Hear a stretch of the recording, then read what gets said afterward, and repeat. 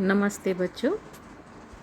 आज हम करेंगे कक्षा 12वीं की पुस्तक आरोह भाग 2 में से पाठ भक्तिन के वैकल्पिक प्रश्न उत्तर, जो कि हमारे प्रथम सेमेस्टर में आने वाले हैं। भक्तिन जिसके एमसीक्यूज करने जा रहे हैं। और पहला प्रश्न है, भक्तिन पाठ के आधार पर पंचायतों की क्या तस्वीर उभरती है।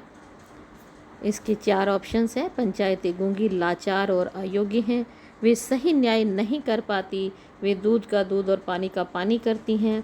वे अपने स्वार्थों को पूरा करती हैं।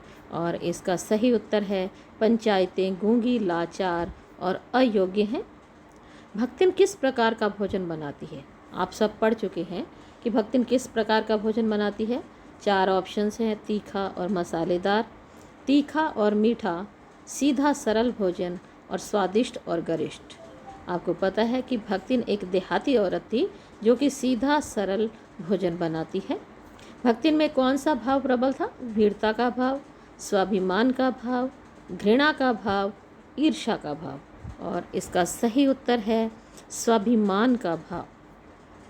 खोटे सिक्कों की टकसाल का अर्थ क्या है। निकम्मे काम करने वाली पत्नी, बेकार पत्नी, जिस टकसाल से खोटे सिक्के निकलते हैं, कन्याओं को जन्म देने वाली पत्नी। इसका सही उत्तर है कन्याओं को जन्म देने वाली पत्नी, क्योंकि आपको भी पता है कि भक्तिन के शादी के बाद 3 कन्याएं हुई थी, इसलिए उसके ससुराल वाले उसे पसंद नहीं करते थे। महादेवी ने लक्ष्मण को भक्तिन कहना क्यों आरंभ किया। उसके व्यवहार को देखकर, उसके वैराग्यपूर्ण जीवन को देखकर, उसके गले में कंठी माला देखकर, उसकी शांत मुद्रा को देखकर।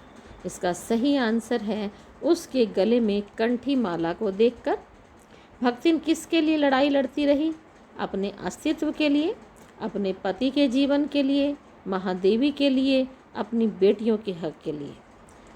इसका सही आंसर है अपने अस्तित्व के लिए। भक्तिन पूरी उम्र अपने अस्तित्व के लिए संघर्ष करती ही रह गई थी। भक्तिन पाठ की रचयिता कौन है। जिनेंद्र कुमार, महादेवी वर्मा, सुभद्रा कुमारी चौहान या फिर रांगे राघव। और इसका सही उत्तर है महादेवी वर्मा।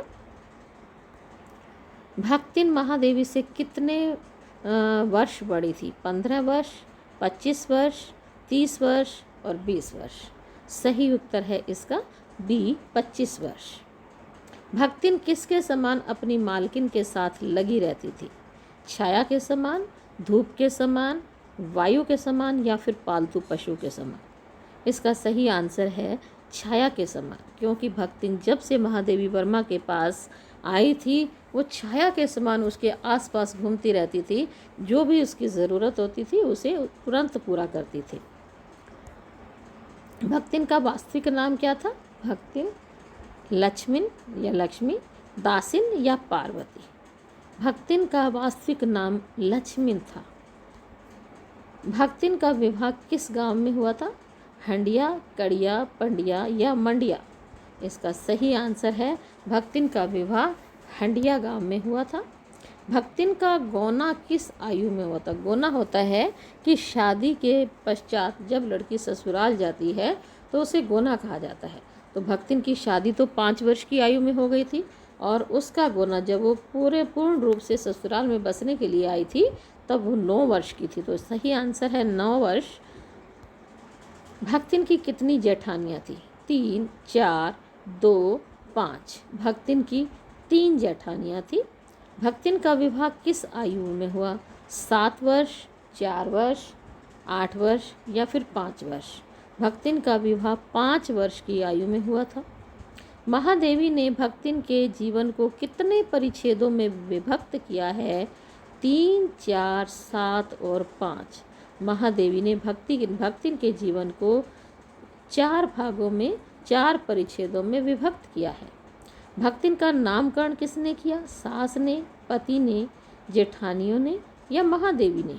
वास्तव में जो भक्तिन का असली नाम था वो लक्ष्मण था, लेकिन जब वो महादेवी के पास रहने के लिए आई थी तो उसके गले में कंठी माला को देखकर महादेवी वर्मा ने उसका नाम भक्तिन कर दिया था। ससुराल में भक्तिन के साथ सद्व्यवहार किसने किया? जेठानियों ने, पति ने, सास ने या फिर ससुर ने?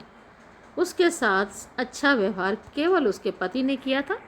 सास और जेठानियाँ भक्तिन के साथ कैसा व्यवहार करती थी?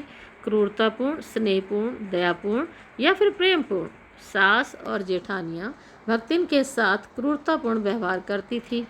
भक्तिन के ससुराल वालों ने उसके पति की मृत्यु पर उसे पुनर्विवाह के लिए क्यों कहा? ताकि भक्तिन सुखी जीवन व्यतीत कर सके, ताकि भक्तिन की घर संपत्ति को हथियाया जा सके, ताकि वे भक्तिन से छुटकारा पा सके, ताकि वे भक्तिन को पुनः समाज में सम्मान दे सके। वे लोग बहुत स्वार्थी थे, इसलिए वे भक्तिन की धन संपत्ति को हथियाने के चक्कर में थे। तो इसका सही आंसर है भक्तिन की घर संपत्ति को हथिया सके। हमारा समाज विधवा के साथ कैसा व्यवहार करता है? स्नेहपूर्ण, असम्मानपूर्ण, सहानुभूतिपूर्ण या सम्मानपूर्ण? हमारा समाज विधवा के साथ असम्मानपूर्ण व्यवहार करता है। तो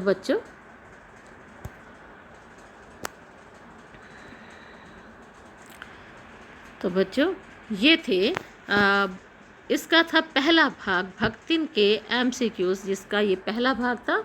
आप इस पाठ को दोबारा पढ़ के तब तक इन प्रश्नों को याद कीजिए और अगली वीडियो में देखेंगे हम इसका वैकल्पिक प्रश्न उत्तर का दूसरा भाग।